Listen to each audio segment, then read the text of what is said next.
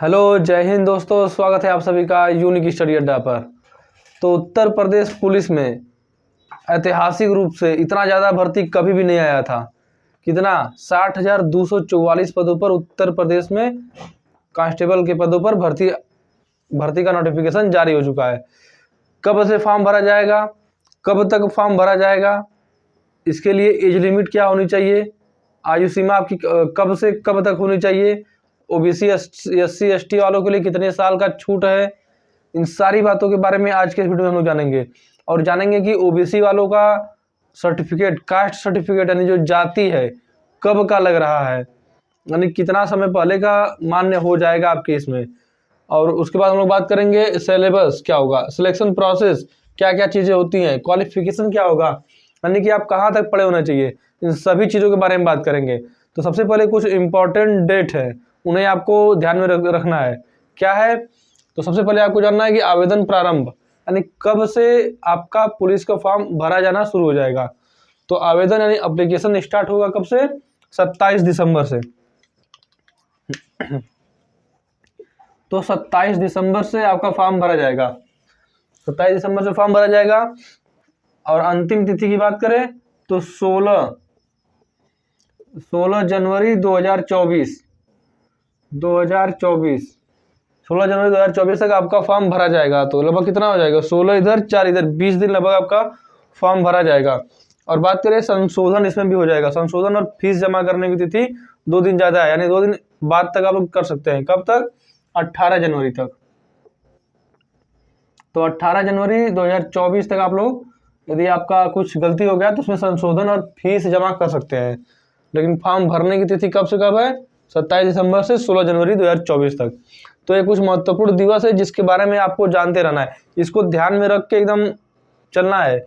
और आपका यदि जाति निवास पुराना है तो उसके बारे में बताएंगे कि कब से लगेगा, तो बने रहिएगा वीडियो में। और सबसे आप देखिए, हम लोग बात करते हैं कि कौन से वे बच्चे हैं जो यूपी पुलिस का फॉर्म भर सकते हैं, कौन इस क्राइटेरिया के अंतर्गत में आ जाएगा, अब एज में रिलैक्सेशन मिला कि नहीं मिला, इन सभी चीज़ों के बारे में बात करेंगे। तो सबसे पहले एज की बात कर लेते हैं।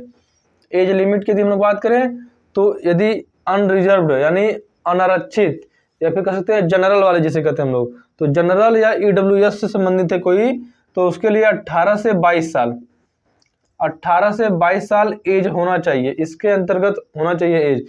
1 जुलाई 2023 को 18 साल का यदि कोई बालक हो जा रहा है तो वह पुलिस का फॉर्म भरने के योग्य है, पुलिस का फॉर्म भरने के योग्य है 1 जुलाई 2023 को। अब केवल एज होने से फॉर्म नहीं भरा जाएगा, क्वालिफिकेशन में होना चाहिए, 12वीं पास, 10वीं और 12वीं पास हो तो, और 1 जुलाई 2023 को 18 साल का हो जा रहा है तो उसका यूपी पुलिस का फॉर्म भरा जाएगा। देखिए यहाँ पर क्वालिफिकेशन में लिखा हुआ है कि 12 पास होना चाहिए। अब देखिए एज लिमिट यूआर और ईडब्ल्यूएस हो गया 18 से 22। 1 जुलाई 2023 को कितना हो जाना चाहिए? 18 वर्ष का हो जाना चाहिए, 18 वर्ष का होना चाहिए, और 22 वर्ष से अधिक भी नहीं होना चाहिए। 18 वर्ष मिनिमम, 22 वर्ष अधिकतम, इतना होना चाहिए। अब ये तो हो गया यूआर और ईडब्ल्यूएस के लिए। वही एससी एसटी और ओबीसी की हम लोग बात करें तो इनको 5 साल का छूट है। 5 साल यानी 18 5 27 साल हो जाएगा, 22 5 27 साल। तो 27 साल के अंदर यदि कोई आ रहा है ओबीसी एससी एसटी कैटेगरी का तो वह यूपी पुलिस का फॉर्म भर सकता है। तो ये हो गया एज लिमिट के बारे में। इसके साथ ही हम लोग बात कर लेते हैं, इसके हम लोग हाइट, चेस्ट, रनिंग कितना करना होगा, इसके बारे में हम लोग आगे बात करेंगे, यानी पीएसटी और पीईटी के बारे में आगे बात करेंगे। इसके बाद हम लोग बात कर लेते हैं कि सिलेक्शन प्रोसेस क्या होगा।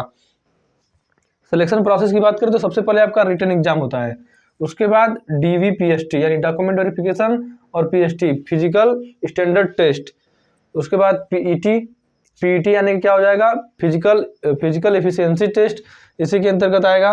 नेक्स्ट है आपका फिजिकल, वही फिजिकल यानी पीईटी फिजिकल एफिशिएंसी टेस्ट। उसके बाद होगा आपका मेडिकल। और यहाँ तक आप लोग आ गए तो आप समझ लीजिए कि सिलेक्शन 99% है। तो इतना प्रोसेस है। इसमें मोस्ट इंपॉर्टेंट है रिटन एग्जाम। रिटन एग्जाम यदि आप पास कर रहे हैं तो समझ जाइए आपका 90% सिलेक्शन पक्का है। तो रिटन एग्जाम पे विशेष ध्यान देना है। क्यों? क्योंकि 11 फरवरी 2024 को आपका एग्जाम डेट भी दे दिया है। अब आरओ का पेपर उस दिन है, तो हो सकता है एक हफ्ता बाद करा दे, लेकिन आपका इससे ज़्यादा इधर उधर नहीं होगा। तो एग्ज़ाम डेट थोड़ा बहुत इधर उधर हो सकता है, तो रिटन एग्ज़ाम की आप लोग तैयारी करते रहिए। DBPST फिजिकल और मेडिकल इतना हो गया सिलेक्शन प्रोसेस। अब रिटन एग्जाम में पूछेगा क्या, यानी आपको पढ़ना क्या है, तो इसके बारे में जानेंगे हम लोग। उसके पहले जान लेते हैं कि जाति, जो आप OBC कैटेगरी के बच्चे हैं उनके लिए जो जाति है कब का मान्य होगा। तो इतना यदि आप देख लीजिए अच्छे से एकदम। और कुछ महत्वपूर्ण दिन है, इम्पोर्टेंट डेट है, उसको आप लोग एकदम ध्यान में रख के फॉर्म जल्द से जल्द भर दीजिएगा। लास्ट डेट का इंतजार मत कीजिएगा कि लास्ट आएगा तब हम लोग भरेंगे। एकदम स्टार्टिंग में फॉर्म भरा जाना शुरू हो गया 27 दिसंबर को, तब 27 को जाइए फॉर्म भर दीजिए, नहीं तो 28 को फॉर्म भरिए। अभी हम लोग सिलेबस भी जानेंगे कि रिटन एग्जाम के लिए सिलेबस क्या होगा और उसमें क्या क्या पढ़ना होता है, कितने नंबर का होता है, कितने क्वेश्चन होता है, कितना समय दिया जाता है। बात कर लेते हैं हम लोग जाति के बारे में। जाति की यदि बात करें तो जनरल वालों को जाति लगेगा ही नहीं, और SC ST का पुराना भी रहेगा थोड़ा फिर भी चलेगा, लेकिन OBC वालों के लिए समस्या है। क्या समस्या है कि 1 अप्रैल 2023 या उसके बाद का यदि आपका जाति बना है तब तो इसमें मान्य हो जाएगा, इसमें लगेगा आपका। और यदि इसके पहले का है तो तुरंत जाके नया बनवाइए, चाहिए प्रधान से लिखवाइए कि हमारा जाति बनवाना है और दीजिए साइबर पे बनने के लिए, लेखपाल से लिखवा लीजिए। तो कब से कब तक होगा? 1 अप्रैल 2023 या उसके बाद का होना चाहिए, तो जाति आपका हो जाएगा 1 अप्रैल 2023 या उसके बाद का होगा, तो हो जाएगा जाति यानी कि कास्ट सर्टिफिकेट। और OBC कैटेगरी वालों के लिए है, जनरल वालों का तो लगेगा ही नहीं, और SC ST का पुराना रहेगा फिर भी मान्य हो जाएगा। तो ये केवल OBC कैटेगरी वालों के लिए है। 1 अप्रैल 2023 या उसके बाद का जाति आपका होना चाहिए, उसके पहले का है तो तुरंत नया बनवा लीजिए। तो ये हो गया जाति की बात। और अब नेक्स्ट हम लोग बात करें एज रिलैक्सेशन एज में छूट मिला कि नहीं मिला। तो देखिए इसमें तो कोई किसी प्रकार के एक्स्ट्रा छूट के बारे में नहीं बताया गया है।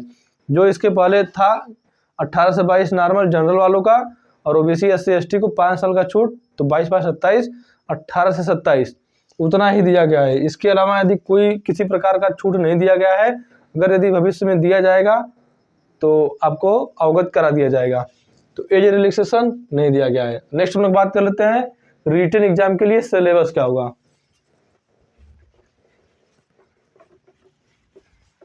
रिटन एग्जाम के लिए सिलेबस क्या होगा उसके बारे में लोग बात कर लेते हैं। सिलेबस यानी आपको पढ़ना क्या है। तो देखिए रिटन एग्जाम में आपसे मुख्यतः 4 सब्जेक्ट पूछा जाएगा। कौन कौन सा सब्जेक्ट है? तो सर्वप्रथम हिंदी हो जाएगा आपका, हिंदी हो जाएगा, GK GS हो जाएगा यानी जनरल नॉलेज, उसके बाद आपका मैथ हो जाएगा, और उसके बाद आपका रीजनिंग हो जाएगा। ये 4 सब्जेक्ट आपसे यूपी पुलिस कांस्टेबल के एग्जाम में पूछा जाएगा। हिंदी की बात करें तो 38 क्वेश्चन होगा, GK की बात करें तो 37 क्वेश्चन, मैथ की बात करें तो 38 क्वेश्चन, रीजनिंग 37 क्वेश्चन। मैथ की बात करें तो मैथ में मुख्यतः 20 क्वेश्चन ही मैथ के होते हैं, बाकी 18 क्वेश्चन आपके रीजनिंग से संबंधित ही होते हैं। तो मान के चलिए कि आपका 20 क्वेश्चन GK का होगा और 55 क्वेश्चन आपका रीजनिंग का पूछा जाता है आपका यूपी पुलिस की परीक्षा में। अब बात करें कितना एक क्वेश्चन हो गया है, तो टोटल आपका हो जाएगा 150 क्वेश्चन। अब एक क्वेश्चन 2 नंबर का है तो 38 दूना 76 नंबर, 37 दूना 74, 38 दूना 76 और 37 दूना 74, टोटल जोड़ेंगे तो 300 नंबर हो जाएगा। तो 300 नंबर का आपका टोटल होगा, 300 नंबर होगा, 150 क्वेश्चन होगा। कितना समय दिया जाएगा?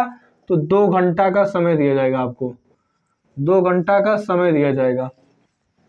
और बात करें कि 1/4 नेगेटिव मार्किंग है, यानी कि अब यदि आप लोग 4 गलत कर रहे हैं और 1 सही कर रहे हैं तो आपका 0 नंबर आ जाएगा, यानी 1 नंबर जो सही किए हैं वो भी कट जाएगा। 4 गलत पर 1 सही वाला भी गलत हो जाएगा, 0 हो जाएगा। तो 1/4 नेगेटिव मार्किंग है, 1/4। और बात करें आपका पेपर ऑनलाइन होगा कि ऑफलाइन होगा, तो परीक्षा आपका ऑफलाइन होगा। ऑफलाइन यानी कि आपका OMR बेस्ड होगा, तो ऑफलाइन पेपर होगा आपका। ऑफलाइन होगा आपका एग्जाम यूपी पुलिस का। 11 फरवरी को आपका एग्जाम डेट दे ही दिया है, 11 फरवरी 11/2/24 यहाँ पर एग्जाम डेट दे दिया है, तो इसको ये अपना एग्जाम डेट मानकर तैयारी शुरू कर दीजिए। तो ये संपूर्ण जानकारी हो गई यूपी पुलिस के बारे में। उम्मीद है आप सभी की सारी बातें, जो सारी दिक्कतें आ रही थी, सभी क्लियर हो गया होगा। तो जय हिंद दोस्तों।